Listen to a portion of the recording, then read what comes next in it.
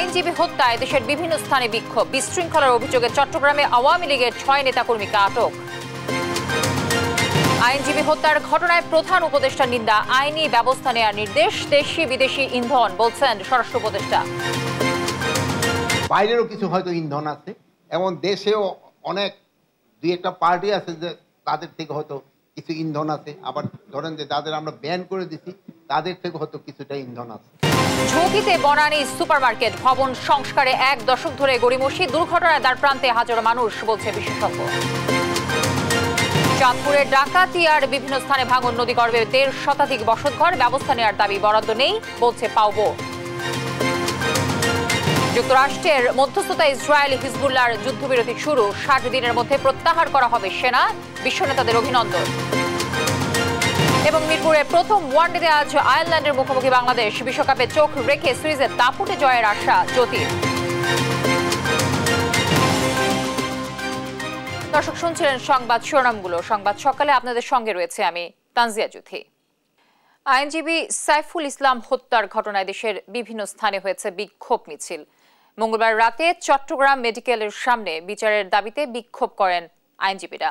হামলার প্রতিবাদ ও সম্মিলিত সনাতনী জাগরণ জোট নিষিদ্ধের দাবিতে ক্যাম্পাসে বিক্ষোভ মিছিল করে জাহাঙ্গীরনগর বিশ্ববিদ্যালয়ের শিক্ষার্থীরা।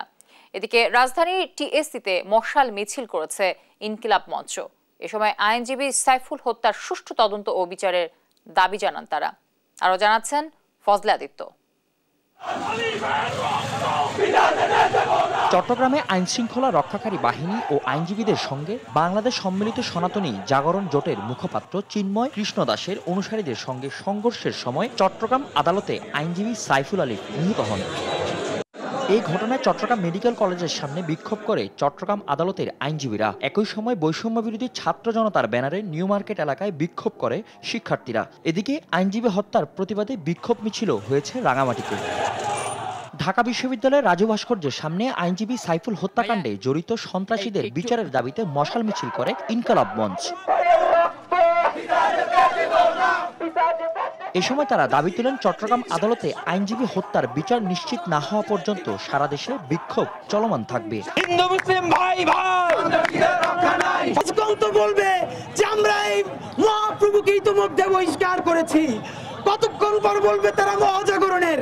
সুতরাং ইসকন চিনি না, মহাজাগরণ চিনি না, সনাতনী কোন সাইনবোর্ড চিনি না।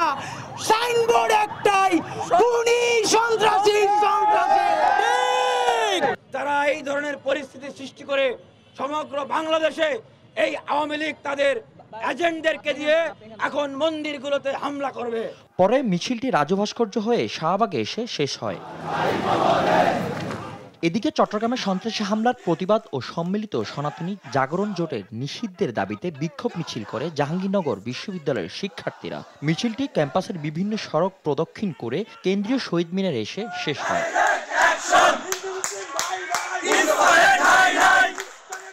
ফজলে আদিত্য, দেশ টিভি, ঢাকা। বিশৃঙ্খলা সৃষ্টির অভিযোগে চট্টগ্রামে আওয়ামী লীগের 6 নেতাকে আটক করেছে পুলিশ। মঙ্গলবার রাতে পাহাড়তলী পুলিশ জানায়, আটককৃতরা একটি মিছিলের প্রস্তুতি নেওয়ার সময় তাদেরকে গ্রেফতার করা হয়।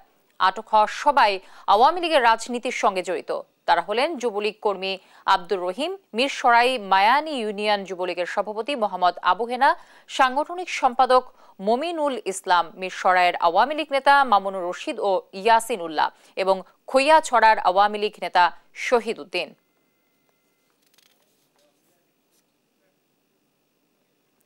রাষ্ট্রদ্রোহ মামলায় গ্রেফতার ইসকন নেতা চিন্ময় দাসের জামিন নামঞ্জুর করে কারাগারে পাঠিয়েছেন চট্টগ্রাম সিএমএম আদালত। এর জেরে তার সমর্থকদের হামলায় রাষ্ট্রপক্ষের আইনজীবী সাইফুল ইসলাম আলিফ নিহত হয়। আহত হয় অন্তত 26 জন। অপ্রীতিকর ঘটনা এড়াতে চট্টগ্রাম, ঢাকা সহ বিভিন্ন এলাকায় নিরাপত্তা জোরদার করা হয়েছে। আজ চট্টগ্রাম আদালতে কর্মবিরতি ঘোষণা করেছে আইনজীবীরা। সহকর্মীদের পাঠানো তথ্য ছবিতে ডেস্ক রিপোর্ট। হাসিনা সরকারের পতনের পর দেশের সনাতন ধর্মাবলম্বীর নামে কয়েক দফা সমাবেশ অনুষ্ঠিত হয়। সেখানে বক্তব্য রাখেন আলোচিত হিন্দু সংগঠন ইসকনের অন্যতম সমন্বয়ক চিন্ময় কৃষ্ণ দাস। বর্তমান সরকারের উদ্দেশ্যে নানা ধরনের হুমকিমূলক বক্তব্যও দেন তিনি। অথচ তার বিরুদ্ধে ওঠে দেশে সাম্প্রদায়িক সম্প্রীতি নষ্টের অভিযোগ। জাতীয় পতাকা অবমাননার অভিযোগে ৩০ অক্টোবর চট্টগ্রাম নগরীর কোতোয়ালি থানায় চিন্ময় কৃষ্ণ দাস ব্রহ্মচারী সহ ১৯ জনের বিরুদ্ধে রাষ্ট্রদ্রোহের মামলা করেন মোহাম্মদ ফিরোজ খান। সোমবার চট্টগ্রামে যাওয়ার উদ্দেশ্যে ঢাকার শাহজালাল আন্তর্জাতিক বিমানবন্দরে গেলে তাকে গ্রেপ্তার করে গোয়েন্দা পুলিশ। মঙ্গলবার সকালে তাকে চট্টগ্রামে কোতোয়ালি থানায় নেওয়া হয়। পরে চিফ মেট্রোপলিটন ম্যাজিস্ট্রেট আদালতে তোলা হয়। শুনানি শেষে জামিন না মঞ্জুর করে তাকে কারাগারে পাঠানোর নির্দেশ দেন বিচারক। সমাবেশটা শুরু করেছিলেন, রাষ্ট্রদ্রোহের তো প্রশ্নই আসে না। এই মামলাটা একটা মিথ্যা মামলা এবং এই ব্যাপারে আমরা সংযুক্ত, তাই আমরা মহানগর যাব। বেলা ১২টা থেকেই চিন্ময়ের ভক্তরা তাকে বহন করা প্রিজন ভ্যান আটকে স্লোগান দিয়ে বিক্ষোভ শুরু করে। প্রায় ৩ ঘন্টা পর বিক্ষোভরতদের ছত্রভঙ্গ করে তাকে কারাগারে নেয় পুলিশ। সনাতনীর অধিকার আদায়ের জন্য বলছে, সনাতনীদের পক্ষে বলছে কথা। সসম্মানে মুক্তি দেব, না হলে আমৃত্যু আমরা আন্দোলন করব। পরে বিক্ষোভ গড়ায় সংঘাতে। এক পর্যায়ে ইসকন সমর্থকদের হামলায় রাষ্ট্রপক্ষের আইনজীবী সাইফুল ইসলাম আলিফ নিহত হন। আহত হন বেশ কয়েকজন। এদিকে কোনো সম্প্রদায়ের নেতা হিসেবে নয়, রাষ্ট্রদ্রোহ মামলায় চিন্ময়ের বিরুদ্ধে ব্যবস্থা নেওয়া হয়েছে বলে জানিয়েছেন যুব ও ক্রীড়া উপদেষ্টা। বিশৃঙ্খলাকারীদের ছাড় দেওয়া হবে না বলেও হুঁশিয়ারি করেন তিনি। রাষ্ট্রের প্রতি অবমাননা হয়, রাষ্ট্রদ্রোহের মতো ঘটনা ঘটলে সেক্ষেত্রে সরকার অবশ্যই কঠোর ব্যবস্থা নেবে এবং সেক্ষেত্রে একটা গ্রেফতারের ঘটনাকে কেন্দ্র করে এখন অস্থিতিশীল পরিস্থিতি তৈরির চেষ্টা করা হচ্ছে। আমরা স্পষ্টভাবে বলতে চাই, কেউ যদি রাষ্ট্রদ্রোহের মতো ঘটনায় যুক্ত থাকে, সে যেই হোক, যত বড় নেতাই হোক, তাকে কোনো প্রকার ছাড় দেওয়া হবে না। এদিকে চিন্ময় দাসের মুক্তি দাবিতে বরিশাল সহ বিভিন্ন এলাকায় বিক্ষোভ করেছে ইসকন সমর্থকরা। বরিশাল নগরীর অশ্বিনী কুমার হলের সামনে সড়ক অবরোধ করে বিক্ষোভ করে সম্মিলিত সনাতনী জাগরণ জোট। এদিকে উদ্ভূত পরিস্থিতিতে আইন শৃঙ্খলা রক্ষায় কাজ করছে যৌথ বাহিনী। মোতায়েন করা হয়েছে বিজিবিও। টুম্পা আফরোজ, নিউজ ডেস্ক, দেশ টিভি। চট্টগ্রামে আইনজীবী সাইফুল ইসলাম হত্যার ঘটনায় নিন্দা জানিয়েছেন প্রধান উপদেষ্টা ডক্টর মোহাম্মদ ইউনূস। এক বিবৃতিতে প্রধান উপদেষ্টা আলিফ হত্যার যথাযথ তদন্ত ও আইনি ব্যবস্থা নেওয়ার নির্দেশ দেন। মঙ্গলবার প্রধান উপদেষ্টার প্রেস উইং থেকে পাঠানো এক বার্তায় এসব কথা জানানো হয়। এ সময় সকলকে শান্ত থাকার আহ্বান জানান ডক্টর ইউনূস। এর আগে রাষ্ট্রদ্রোহ মামলায় গ্রেফতার ইসকন নেতা চিন্ময় কৃষ্ণ দাসকে মঙ্গলবার চট্টগ্রাম আদালতে তোলা হলে আইনশৃঙ্খলা বাহিনীর সাথে ইসকন অনুসারীদের সংঘর্ষ হয়। এ সময় সংঘর্ষে নিহত হন আইনজীবী সাইফুল ইসলাম। ইসকন ইস্যুতে দেশি বিদেশি ইন্ধন থাকতে পারে বলে মন্তব্য করেছেন স্বরাষ্ট্র উপদেষ্টা লেফটেন্যান্ট জেনারেল অবসরপ্রাপ্ত মোহাম্মদ জাহাঙ্গীর আলম চৌধুরী। মঙ্গলবার সন্ধ্যায় সিলেট সার্কিট হাউসে প্রশাসনের বিভিন্ন বিভাগের কর্মকর্তাদের সাথে আলোচনা শেষে তিনি একথা বলেন। এ সময় ঢাকার 3 কলেজের শিক্ষার্থীদের আন্দোলন প্রসঙ্গে বলেন, কোনোভাবেই কঠোর হতে চায় না সরকার।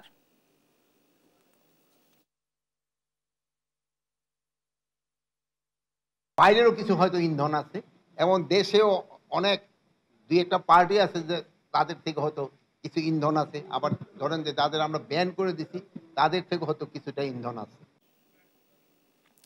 স্বৈরাচার পালিয়ে গেলেও তার দোসররা সক্রিয় রয়েছে বলে মন্তব্য করেছেন বিএনপির ভারপ্রাপ্ত চেয়ারম্যান তারেক রহমান। আর দেশের চলমান পরিস্থিতিতে সবাইকে ধৈর্য ধারণের আহ্বান জানিয়েছেন দলটির মহাসচিব মির্জা ফখরুল ইসলাম আলমগীর। বলেন, শত্রুরা সামনে থেকে চলে গেলেও পেছন থেকে দেশকে অস্থিতিশীল করার চেষ্টা করছে। আরো জানাচ্ছেন মোহাম্মদ সাকিব। সিলেট জেলা শিল্পকলা একাডেমি মিলনায়তনে রাষ্ট্র কাঠামো মেরামতের 31 দফা ও জনসম্পৃক্তি বিষয়ে কর্মশালা করে সিলেট বিভাগ বিএনপি। এতে প্রধান অতিথি হিসেবে ভার্চুয়ালি বক্তব্য রাখেন দলের ভারপ্রাপ্ত চেয়ারম্যান তারেক রহমান। এ সময় বিএনপির 31 দফা গণতন্ত্রকে স্থায়ী রূপ দেবে বলে জানান তিনি। 31 দফার যে বিষয়গুলো আছে এগুলো মানুষকে ঘিরে 31 দফার বিষয়গুলো মানুষকে কিভাবে একটু বেটার কমফোর্ট দেওয়া যায়, দেশকে একটু সামনের দিকে এগিয়ে নিয়ে যায়। দেশের চলমান পরিস্থিতি তুলে ধরে তারেক রহমান বলেন, স্বৈরাচার চলে গেলেও তার দোসররা অস্থিরতার চেষ্টা করছে। স্বৈরাচার পালিয়ে গিয়েছে, কথা ঠিক, স্বৈরাচার পালিয়ে যাবার পরেও মাথাটা গিয়েছে, লেজ কিন্তু রয়ে গিয়েছে এবং লেজগুলা কিন্তু বদমাশি শুরু করেছে। কাজে এই বিষয়ে আমাদেরকে সতর্ক থাকতে হবে, এই বিষয়ে আমাদেরকে সতর্ক থাকতে হবে, আমাদেরকে অ্যালার্ট থাকতে হবে, মানুষকে সতর্ক রাখতে হবে। এদিকে রাজধানীর একটি হোটেলে তারেক রহমানের নামে একটি বইয়ের মোড়ক উন্মোচনে বিএনপি মহাসচিব মির্জা ফখরুল ইসলাম আলমগীর বলেন, দেশের বিভিন্ন স্থানে সংঘর্ষ ও ভাঙচুরের ঘটনায় পরাজিত শক্তির ইন্ধন রয়েছে। ধৈর্য ধারণ করে সবাইকে পরিস্থিতি মোকাবিলার পরামর্শ দেন তিনি। আজকে দেশের চারদিকের অবস্থা দেখে অনেকে একটু আতঙ্কিত হচ্ছেন, একটু উদ্বিগ্ন হচ্ছেন। এগুলো কি হচ্ছে আসলে আপনাদের বুঝতে হবে, আমাদের সেই শত্রুরা যারা সামনে থেকে চলে গেছে, কিছু পেছনে থেকে তারা এই দেশকে আবার অস্থির করে তুলছে। এখানে আমাদেরকে অত্যন্ত সজাগ থাকতে হবে। নির্বাচিত সরকারই সব সমস্যার সমাধান করতে পারে বলে মির্জা ফখরুল বলেন, ন্যূনতম সংস্কার শেষে নির্বাচন চায় বিএনপি। সার্বিক পরিস্থিতিতে অন্তর্বর্তী সরকারকে সহায়তার পরামর্শও দেন তিনি। নির্বাচন ছাড়া এই ধরনের সমস্যার সমাধান করা সম্ভব নয়, এই ধরনের চ্যালেঞ্জকে মোকাবেলা করা সম্ভব নয়। মোহাম্মদ সাকিব, দেশ টিভি, ঢাকা। গণ অভ্যুত্থান পরবর্তী পরিস্থিতিতে আইন শৃঙ্খলা নিয়ন্ত্রণ একটু সময় সাপেক্ষ, এমন মন্তব্য করেছেন তথ্য উপদেষ্টা নাহিদ ইসলাম। মঙ্গলবার সচিবালয়ে ঢাকা রিপোর্টার্স ইউনিটির নেতাদের সঙ্গে সাক্ষাৎকালে তিনি এ মন্তব্য করেন। গণমাধ্যমে হামলা হলে জড়িতদের বিরুদ্ধে ব্যবস্থা নেওয়ার হুঁশিয়ারও দেন তথ্য উপদেষ্টা। এ সময় গণমাধ্যমকে আরও দায়িত্বশীল ভূমিকা পালনের আহ্বান জানান তিনি। মোহাম্মদ সাকিবের আরও একটি রিপোর্ট দেখব আমরা। মঙ্গলবার দুপুরে সচিবালয়ে ঢাকা রিপোর্টার্স ইউনিটির নেতাদের সঙ্গে মতবিনিময় করেন তথ্য ও সম্প্রচার উপদেষ্টা নাহিদ ইসলাম। সম্প্রতি দ্য ডেইলি স্টার ও প্রথম আলোর অফিসে হামলা প্রসঙ্গে তিনি বলেন, গণমাধ্যমে হামলা মেনে নেওয়া হবে না। মানুষের যে ক্ষুব্ধতা, ক্ষোভ তৈরি হয়েছে, এটা কিন্তু সাংবাদিকদের বা ওই গণমাধ্যমের দায়িত্ব এটা স্পষ্ট করা। কেন মানুষ তাদের প্রতি বিক্ষুব্ধ, বলে মানুষের সাথে তাদের সেই ডায়ালগে বসা, তাদের নিজেদের অবস্থান বা নিজেদের যেই কর্মকাণ্ড বিগত সময় সেটা স্পষ্ট করা উচিত। তবে যেটা যখন এটা ল অ্যান্ড অর্ডারের জায়গায় যাবে তখন সরকার তো অবশ্যই তার যেই ভূমিকা সেটা সে পালন করবে। সেই জায়গা থেকে আমরা বলেছি যে আমরা যদি পত্রিকা অফিস ভাঙচুর বা চাপ প্রয়োগ করা হয় সেটা তো অবশ্যই আমরা মেনে নিব না এবং আমরা সেক্ষেত্রে সহায়তা করব। দেশের আইন শৃঙ্খলা পরিস্থিতি নিয়ন্ত্রণে আনতে সব রাজনৈতিক দল ও জনগণের সহায়তা কামনা করেন উপদেষ্টা। যেহেতু 16 বছরের একটা প্রশাসনিক ব্যবস্থা ছিল, আপনারা এটা হয়তো বুঝতে পারেন যে সেইটি আসলে রাতারাতি বদল করা মানে একটা জায়গায় আবার স্টেবল পরিস্থিতি নিয়ে আসাটা একটু টাফ। পুলিশ হচ্ছে ঢাকা মেট্রোপলিটনের পুলিশ হচ্ছে ট্রান্সফার করা হয়েছে, বাইরের পুলিশ ঢাকায় আনা হয়েছে, যারা ঢাকা সম্পর্কে চিনে না জানে না, তাদের একটা সময় লাগতেছে গুছাতে। একই জিনিস কিন্তু গোয়েন্দা সংস্থায়, একই জিনিস প্রশাসনের সব জায়গায়। ফলত তথ্য পাওয়ার ক্ষেত্রে, প্রচারের ক্ষেত্রে এবং ইভেন সাংবাদিকরাও আমাদের অনেক তথ্য বিভিন্ন সময়ে গুরুত্বপূর্ণ তথ্য দিয়ে সহায়তা করে। তো সেই জায়গাতে আমরা সাংবাদিকদের সহায়তা কামনা করছি। এই সময় সঠিক তথ্য সম্প্রচারের প্রত্যাশা জানিয়ে উপদেষ্টা বলেন, গণমাধ্যমকে আরও দায়িত্বশীল ভূমিকা রাখতে হবে। মোহাম্মদ সাকিব, দেশ টিভি, ঢাকা। যে কোনো সময় ভেঙে পড়তে পারে ঢাকা উত্তর সিটি কর্পোরেশনের বনানী সুপারমার্কেট। পুরনো 3 তলার উপরে 11টি তলা যুক্ত করা হলেও 10 বছরে শেষ হয়নি ভবনটির কলামের সক্ষমতা বাড়ানোর কাজ। স্থাপত্য বিশেষজ্ঞরা বলছেন যে বর্তমান অবস্থায় দুর্ঘটনার দ্বার প্রান্তে হাজারো মানুষ। এম এ আজিমের রিপোর্ট, ক্যামেরায় ছিলেন সোলাইমান স্বপন। বনানীর এ বহুতল ভবনের নিচের 3টি তলা ঢাকা উত্তর সিটি কর্পোরেশনের সুপারমার্কেট। বেসমেন্টে ঢুকতে গেলেই চোখে পড়বে দেয়ালে এমন ফাটল। ভালোভাবে লক্ষ্য করলে বোঝা যায় উপরের তলার চাপে ঝুঁকে পড়েছে প্রথম ফ্লোরটি। মার্কেটে ঢুকতেই বের হয়ে আসে থলের বেড়াল। 3 তলার মার্কেটের ওপর তলাগুলো করার সময় কলামের সক্ষমতা বাড়াতে বাড়তি রড যুক্ত করা হলেও সংযুক্ত করা হয়নি ফ্লোর বা গ্রেড বিমের সাথে। এতে উপরের 11টি তলার সম্পূর্ণ ভার এখনো বহন করছে 3 তলা মার্কেটের আগের কলামগুলো। এতে ভেঙে পড়ার শঙ্কা থাকলেও বাধ্য হয়ে দোকান চালাচ্ছেন ব্যবসায়ীরা। চিকিৎসা ঝুঁকি তো থাকে, এটা কারণ আপনার কলামটা হয়েছে 2 তলা, এর উপরে যদি আবার কলম ছাড়া হয় যে কোনো ভূমিকম্প কিছু হলে তো এটা রিস্ক থাকে, এটা আপনার খুব রিস্ক। যে উপরে তুলছে মার্কেট, এগুলো যদি না করে তাহলে তো মার্কেটের জন্য অনেক ক্ষতিকর। দুর্ঘটনার শঙ্কার বিষয়ে মার্কেট সাধারণ সম্পাদকের সাথে কথা বলতে গেলে প্রথমে বিষয়টি উড়িয়ে দেন তিনি। পরে তাকে নিয়ে বেসমেন্ট সহ সব কলাম পরিদর্শনে দেশ টিভি টিম। এরপরও দায়সারা বক্তব্য তার। সিটি কর্পোরেশনের ইঞ্জিনিয়ার আছেন, তারপরে রাজুক আছেন, তারা এই জিনিসগুলি দেখভাল করার দায়িত্ব আমি মনে করি। অবশ্য ক্যামেরার বাইরে মুখ খোলেন তিনি, বলতে শুরু করেন সিটি কর্পোরেশনের চাপ আর মার্কেট বন্ধ হওয়ার শঙ্কায় মুখ বন্ধ তার। পিলারের কথা কইছে, তখনই তো আমার মাথায় কাজ করছে যে পিলার পর্যন্ত হাত দিছে। অবশ্যই আমার সিটি কর্পোরেশনের পক্ষে, আমি সিটি কর্পোরেশনের মার্কেটের দায়িত্ব আছে, আমি কি সিটি কর্পোরেশনের বিপক্ষে যাইতে পারি? আমি যাবো বুরাকের বিপক্ষে। বিল্ডিং ঝুঁকিপূর্ণ, বিল্ডিং ভাঙে পড়বে, বসে যাবে, রানা প্লাজার মতো হবে, এখানে অনেক মানুষ মারা যাবে। এগুলা যদি রিপোর্ট হয় এই মার্কেট এমনি বসে যাবে, মার্কেট আর চলবে না, এগুলি তো যাওয়া যাবে না। স্থাপত্য বিশেষজ্ঞরা বলছেন ভবনের এমন অবস্থায় বড় দুর্ঘটনার দ্বার প্রান্তে মার্কেটের ব্যবসায়ী ও ক্রেতারা। সেখানে এখনো এক্সপোজ রড রিইনফোর্সমেন্ট দেখা যাচ্ছে, এটি ভয়ঙ্কর একটি অন্যায় কাজ। মনে রাখা দরকার, এই ধরনের কার্যক্রমের মধ্যে দিয়ে এই ভবনে আনাগোনা করা বহু মানুষের জীবনের যে হুমকি তৈরি করা হয়েছে, এর জন্য সিটি কর্পোরেশন দায়িত্ব নিতেই হবে। এ বিষয়ে সিটি কর্পোরেশনে গিয়েও মেলেনি কোনো বক্তব্য। 3 তলার বনানী সুপারমার্কেটের উপর যেন চেপে বসেছে নতুন করে আরও 11টি তলা। তবে গত 10 বছরেও সে ভার বহনের সক্ষম করে গড়ে তোলা হয়নি কলামগুলোকে, যা নতুন করে জন্ম দিতে পারে রানা প্লাজা ট্র্যাজেডির মতো নতুন কোনো দুর্ঘটনা। এম এ আজিম, দেশ টিভি, ঢাকা। ধ্বংসস্তূপে দাঁড়িয়ে মাহবুবুর রহমান মোল্লা কলেজ। লুটপাটের পাশাপাশি চালানো হয়েছে ব্যাপক ভাঙচুর। এতে প্রতিষ্ঠানটি প্রায় 50 কোটি টাকার ক্ষতি হয়েছে বলে দাবি কর্তৃপক্ষের, যদিও সোহরাওয়ার্দী কলেজ এ হামলার দায় অস্বীকার করেছে। আর ন্যাশনাল মেডিকেল কর্তৃপক্ষের দাবি শিক্ষার্থী মৃত্যুতে তাদের কোনো অবহেলা ছিল না। নিয়াজ মোর্শেদকে সঙ্গে নিয়ে আরো জানাচ্ছেন হাসান মাহমুদ। এটি মাহবুবুর রহমান মোল্লা কলেজের 112 নম্বর কক্ষ, যেটি গতকালকের তাণ্ডব লীলায় ধ্বংসস্তূপে পরিণত পুরো কলেজের একটি চিত্র মাত্র, যেখানে লেখার হোয়াইট বোর্ড, পড়ার বই, বসার টেবিল সব কিছুই পরিণত হয়েছে ধ্বংসস্তূপে। এখানকার শিক্ষার্থীরা জানে না ঠিক কবে নাগাদ স্বাভাবিক হবে তাদের ক্লাস কার্যক্রম। বিদ্যাপীঠের প্রাঙ্গণ জুড়ে ভাঙ্গা কাচের টুকরো, ছড়িয়ে ছিটিয়ে আছে আধা পড়া বই, পরীক্ষার খাতা ও আসবাবপত্র। দেয়ালের হোয়াইটবোর্ড, সিলিং ফ্যান, জানালার কাঁচ, এমনকি ভেঙে চুরমার হয়েছে বাথরুমের কমোডও। তার চাক্ষুষ প্রমাণ আগের দিনের হামলার ভিডিও চিত্র, যেখানে দেখা যায় কারো হাতে পিসি, মনিটর, কেউ নিয়ে যাচ্ছেন প্রিন্টার, কেউ বা বৈদ্যুতিক পাখা। যে যার মতো ছিনিয়ে নেয় কলেজটির গুরুত্বপূর্ণ সব মালামাল। মঙ্গলবার সকাল থেকেই ভিড় করেন সাবেক ও বর্তমান শিক্ষার্থীরা, দাবি করেন হামলাকারীদের বিচারের। আজকে আমাদের ইংলিশ পরীক্ষা হওয়ার কথা ছিল, আমাদের পরীক্ষার কোশ্চেন রাস্তায় পড়ে আছে। এখন চাপাটি নিয়ে আসছে, অস্ত্র নিয়ে আসছে, ইভেন আমাদের কাছে ভিডিও আছে ওরা বন্দুকও নিয়ে আসছে। কিন্তু এগুলো কেন?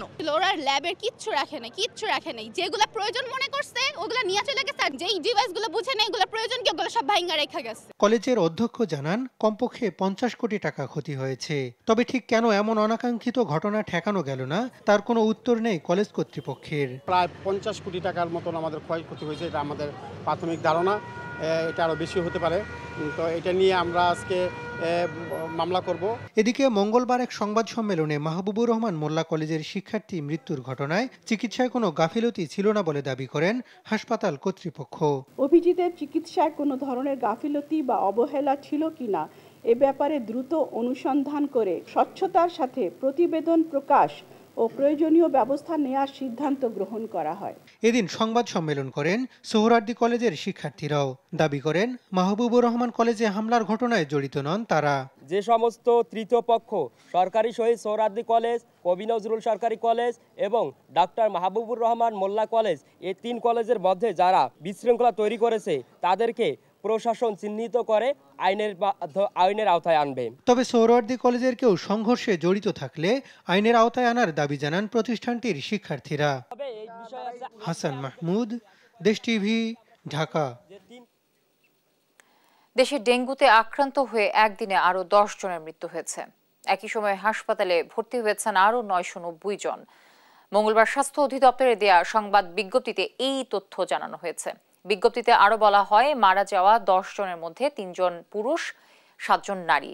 তাদের মধ্যে 3 জন বরিশাল বিভাগের, 1 জন চট্টগ্রাম বিভাগের, 1 জন ঢাকা বিভাগের, 3 জন ঢাকা উত্তর সিটি কর্পোরেশন এবং 2 জন ঢাকা দক্ষিণ সিটি কর্পোরেশনের। এ নিয়ে চলতি বছর ডেঙ্গুতে মারা গেছেন 471 জন। মোট আক্রান্ত হয়েছেন 88,715 জন। এছাড়া গত অগস্টে মারা গেছেন 30 জন, সেপ্টেম্বরে 87 জন এবং অক্টোবরে 138 জন মারা গেছেন।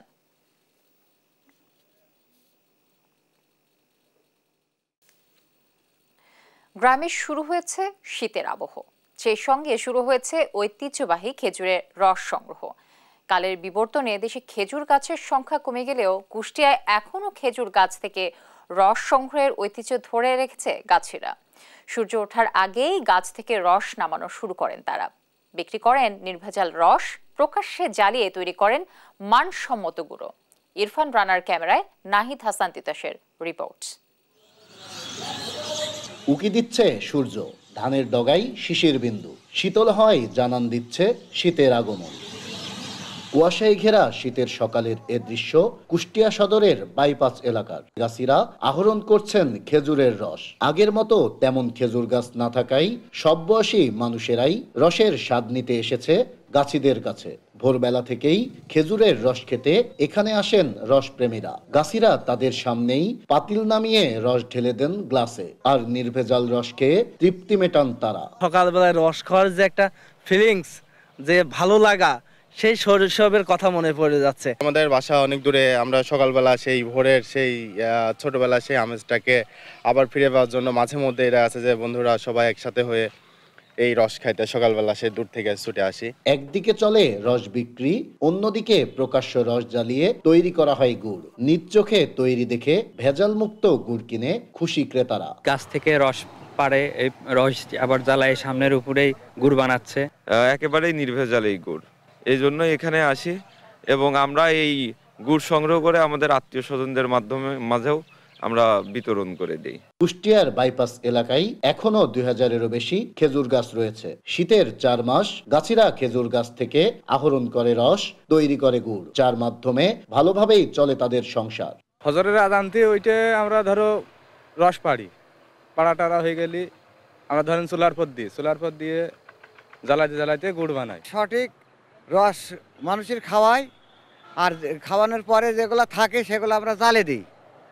তারপরে জালে দিয়ে আমাদের ওইগুলা 1 নম্বর টাটকা গুড় হয়। আগের দিন দুপুর 12টার সময় গাছ কাইটে হাঁড়ি পাইতে ভোর 4টার সময় রসের গাছ থেকে হাঁড়ি খসা লিয়ে আসি, রস পাইটে লিয়ে আসি, ডামে ছেঁকে দিয়ে জাল ধরা দিয়ে গুড় বানা বেশি, এদের পরে আমাদের সংসার চলে। আগামী শীতের 4 মাস এভাবেই গাছিরা খেজুরের রস আহরণ ও গুড় প্রস্তুতের কার্যক্রম চালিয়ে যাবে। নাহিদ হাসান তিতাস, দেশ টিভি, কুষ্টিয়া। দেশের কৃষি অর্থনীতিতে শীর্ষস্থান ধরে রেখেছে আলু। এটি দেশের অন্যতম প্রধান খাদ্যশস্য এবং মানুষের দৈনন্দিন খাদ্যাভ্যাসের অপরিহার্য অংশ। তবে সম্প্রতি বাজারে আলুর অস্বাভাবিক মূল্য বৃদ্ধি এবং বীজ সংকট গভীর উদ্বেগের কারণ হয়ে দাঁড়িয়েছে। চড়া দামে ভোক্তা, কৃষক উভয়েরই চ্যালেঞ্জের মুখোমুখি। সঞ্জু রায়কে সঙ্গে নিয়ে কাজী শাহিদের প্রতিবেদন। গত মৌসুমে কৃষক ভালো দাম পাওয়ার আশায় অপরিপক্ক আলু আগেভাগেই বাজারে বিক্রি করে দেয়। এর ফলে মৌসুমের স্বাভাবিক উৎপাদন কমে যায়। দ্বিগুণ লাভ হওয়ায় কৃষকরা এবার চাষের লক্ষ্যমাত্রা বাড়িয়েছেন। এতে বীজ আলুর চাহিদা উল্লেখযোগ্যভাবে বেড়েছে। উৎপাদন ঘাটতি ও বীজের অতিরিক্ত চাহিদার দ্বিমুখী চাপে আলুর বাজার। চাহিদা অনুযায়ী আলুর মজুত না থাকার অজুহাতে প্রতিদিনই বাড়ছে দাম। যদিও বাড়তি দাম নিয়ে আছে কৃষক ক্রেতা বিক্রেতার নানা মত। আমরা স্টোরে রাখতে পারি না, আবাদ পানি করতে হয়, তো বেচে টাকাটা পায় অন্য খেতে আবার লাগাতে হয়, তাই জন্য আমরা স্টোরে আলু রাখতে পারি না। এখন যে আলু কিনেছি বেচেছি 27 টাকা কেজি, এখন কিনে খেতে 60 টাকা কেজি। গত বছর আলু করছিলাম, জমি থেকে আলু বিক্রি করে দিয়েছি 27-28 টাকা কেজি, জমি থেকে বিক্রি করে দিয়েছি, এখন তার নাই, এখন দাম বেশি হলেও কিছু করার নাই আমাদের। এরই মধ্যে আলুর বাজারের স্বাভাবিক মূল্যচক্রের ব্যতিক্রম দেখা যাচ্ছে এবছর। ট্রেডিং কর্পোরেশন অব বাংলাদেশ টিসিবির হিসাবে এই দাম গত বছরের একই সময়ের তুলনায় 35% বেশি। কৃষিবিদ ও ব্যবসায়ী নেতারা বলছেন, চাষের জমি কৃষকের হাতে না থাকায় ইচ্ছেমতো ওঠানামা করছে আলুর দাম। কেউ কিন্তু আলু চাষিরা আলু চাষ করতে পারে না এবং তাদের কাছ থেকে নিয়ে নিচ্ছে। আমার জমি সাপোজ আমি কিন্তু আরেকজনকে দিয়ে দিচ্ছি যে আমাকে 20,000 টাকা দিচ্ছে, কিন্তু একজন যে কৃষক আমার ধান করে সে কিন্তু আর জমিটা করতে পারছে না। একটা বাজার সিন্ডিকেট তৈরি করে ফেলেছে। বিএডিসির থেকে যারা বীজ নেয় সেই বীজটা কিন্তু তারা ইচ্ছা মতন দাম ফেলতেছে, তো কৃষক কিন্তু দিশাহারা। যারা আলু সংরক্ষণ করেছে তারা কিন্তু রিডবল দামে কিন্তু আলু মার্কেটিং করতেছে। উৎপাদন খরচ, পাইকারি ও খুচরা বিক্রি ব্যবস্থাকে ঢেলে সাজানোর দাবি ভোক্তাদের নিয়ে কাজ করা সংস্থাগুলোর। খুচরা পর্যায়ে যে ক্রয়ের যে পার্থক্যটা, ক্রয় এবং বিক্রয়ের যে পার্থক্য, এটা যদি আমরা একটা সিস্টেমেটিক চেইনের মধ্যে নিয়ে আসতে পারি, তাহলে আমার মনে হয় যে এই মুনাফার যে প্রবণতা ব্যবসায়ীদের, এটি কমে যাবে। প্রত্যেকটা খাবারের সাথে এই আলুর একটা সম্পৃক্ততা আছে। আমরা ক্যাবের পক্ষ থেকে আমরা মনিটরিং করে যেটা উপলব্ধি করেছি যে এই আলু আর কৃষকদের হাতে নেই। কোল্ড স্টোরেজ অ্যাসোসিয়েশন বলছে, হিমাগারগুলোতে গত মৌসুম শেষে 40 লাখ টন আলু সংরক্ষণ করা হয়, যার মধ্যে এখনো মজুত আছে 4 লাখ টন আলু। এছাড়া প্রায় 4.5 লাখ টন আলু আমদানির অনুমতির বিপরীতে এসেছে মাত্র 41,000 টন। কাজী শাহেদ, দেশ টিভি, রাজশাহী। বর্ষার পানি নামার সঙ্গে সঙ্গে চাঁদপুরে ডাকাতিয়া নদীর কয়েকটি স্থানে দেখা দিয়েছে ভাঙন। ইতোমধ্যে নদী গর্ভে বিলীন হয়ে গেছে 1.5 শতাধিক বসতঘর। ভিটেমাটি হারানোর শঙ্কায় আরো অন্তত শতাধিক পরিবার। দ্রুত ভাঙন রোধে কার্যকর পদক্ষেপ নেয়ার দাবি নদী তীরের বাসিন্দাদের। চাঁদপুর পানি উন্নয়ন বোর্ডের নির্বাহী প্রকৌশলীর দাবি, বরাদ্দ না থাকায় স্থায়ী ব্যবস্থা নেওয়া সম্ভব হচ্ছে না, তবে এ বছরই ভাঙন রোধে পদক্ষেপ নেওয়া হবে। শরীফ আহমেদের প্রতিবেদন, জানাচ্ছেন টুম্পা আফরোজ। চাঁদপুর সদর উপজেলার বাগাদি ইউনিয়নের ইসলামপুর গাছতলার জমাদার বাড়ি, খানবাড়ি ও গাজীবাড়ির 1.5 শতাধিক ঘরবাড়ি বিলীন হয়ে গেছে নদীগর্ভে। ডাকাতিয়ার ভাঙন এক যুগেরও বেশি সময় ধরে চললেও এ নিয়ে কোনো সরকারি ব্যবস্থা নেয়নি বলে অভিযোগ স্থানীয়দের। সম্প্রতি নতুন করে 20 পরিবারের বসতঘর ও নানা স্থাপনা বিলীন হয়ে গেছে নদীগর্ভে। মসজিদ, মাদ্রাসা, বসতবাড়ি, কবরস্থান ও প্রাথমিক বিদ্যালয় সহ হাজারো স্থাপনা রয়েছে ভাঙনের ঝুঁকিতে। আমাদের এখানে মসজিদ, মাদ্রাসা, তারপরে এসব কিছু নদী গর্ভে বিলীন হয়ে গেছে। আমরা কি কষ্টতে আছি, আল্লাহ ধরে কেউ নাই। ভাঙন রোধে স্থায়ী ব্যবস্থা নেয়ার দাবি জানিয়ে চাঁদপুর জেলা প্রশাসক ও পানি উন্নয়ন বোর্ডে একাধিকবার স্মারকলিপি দিয়েছেন স্থানীয়রা, তবে তাতে কোনো কাজ হয়নি বলে অভিযোগ তাদের। এই পর্যন্ত আমাদের এটার কোনো একটা পদক্ষেপ নেওয়া হয় নাই। কেন? এই দেশের কত সরকার গেল, কোন সরকার একটু চায় না। ভাঙন কবলিত এলাকা পরিদর্শনের দাবি করেছে পানি উন্নয়ন বোর্ড কর্মকর্তারা। তারা জানান, সমীক্ষা চালিয়ে মন্ত্রণালয়ে প্রকল্প প্রস্তাবনা পাঠানো হয়েছে। এই এলাকার যে নদী ভাঙন অ্যাড্রেস করার জন্য আমরা ইতিপূর্বে একটা বিস্তারিত সমীক্ষা করেছি এবং সমীক্ষার আলোকে আমরা পানি সম্পদ মন্ত্রণালয়ে 172 কোটি টাকা ব্যয়ে একটি ডিপিপিও আমাদের দাখিল করা আছে। তো এই ডিপিপিটা অনুমোদন হলে এই এলাকার স্থায়ী কাজ বাস্তবায়ন করে আমরা নদী ভাঙনের প্রবণতা রোধ করতে পারবো।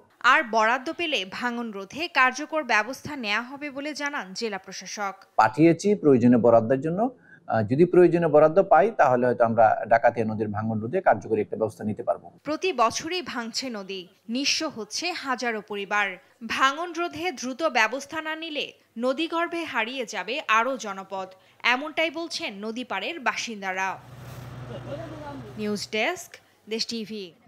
নানা নাটকীয়তার পর ইরান সমর্থিত হিজবুল্লাহ ও ইসরায়েলের মধ্যে যুদ্ধবিরতি শুরু হয়েছে। এ চুক্তির আওতায় 60 দিনের মধ্যে দক্ষিণ লেবানন থেকে ইসরায়েলি সেনা প্রত্যাহার করা এবং ওই অঞ্চলে লেবাননের সেনাবাহিনী মোতায়েন করার কথা বলা হয়েছে। যুক্তরাষ্ট্র ও ফ্রান্সের মধ্যস্থতায় এ যুদ্ধবিরতি কার্যকর করা হয়। এতে অভিনন্দন জানিয়েছেন বিশ্ব নেতারা। লুৎফর কবিরের প্রতিবেদন। হিজবুল্লাহ ইসরায়েলের যুদ্ধবিরতি যখন কার্যকরে চূড়ান্তর পথে, তখন লেবাননের রাজধানী বৈরুতের বাড়িঘর লক্ষ্য করে এভাবেই তাণ্ডব চলে। শেষ মুহূর্তে বড় ধরনের ক্ষয়ক্ষতির লক্ষ্যেই বিমান হামলা চালায় ইসরায়েলি বাহিনী।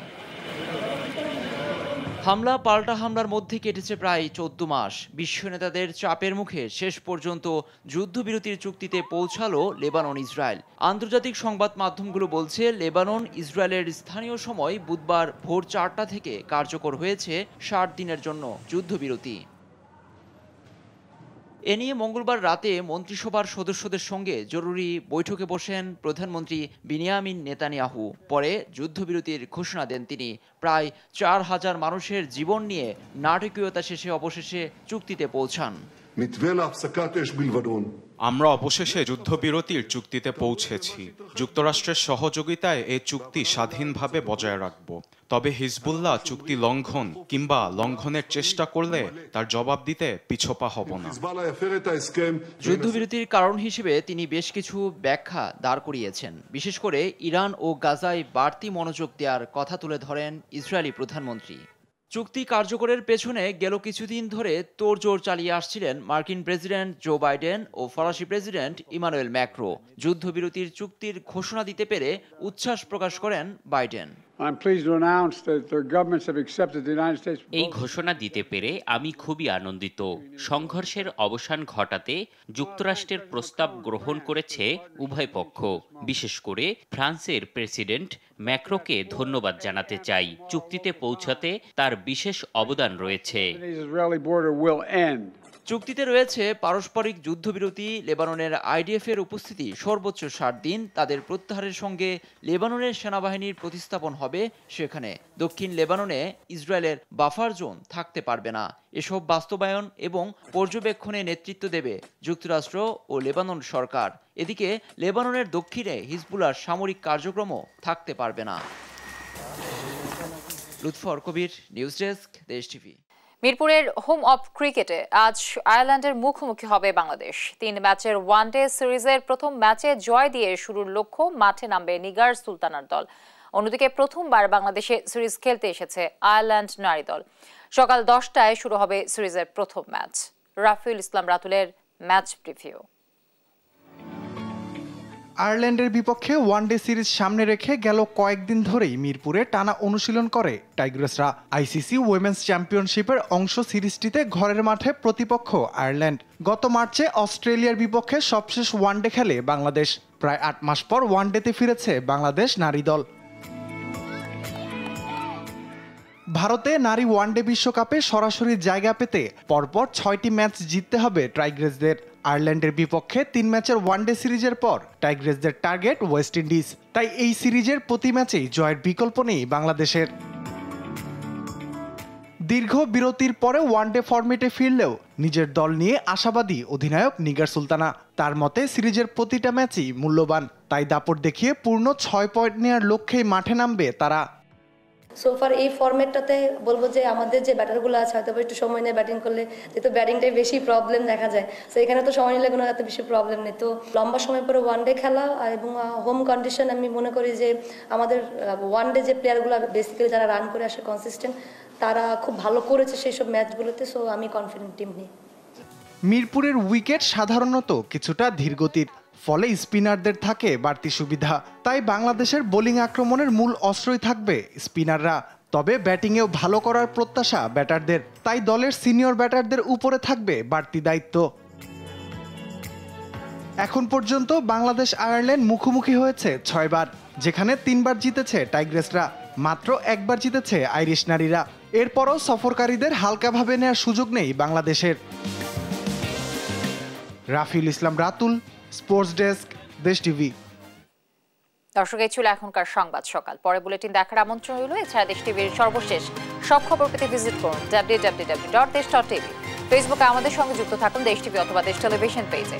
এছাড়া সর্বশেষ সব ভিডিও পেতে ইউটিউবে আমাদের হ্যান্ডেল @দেশ টেলিভিশন অথবা @দেশ টিভি নিউজ লিখে সার্চ করুন। ধন্যবাদ সবাইকে সাথে থাকার জন্য।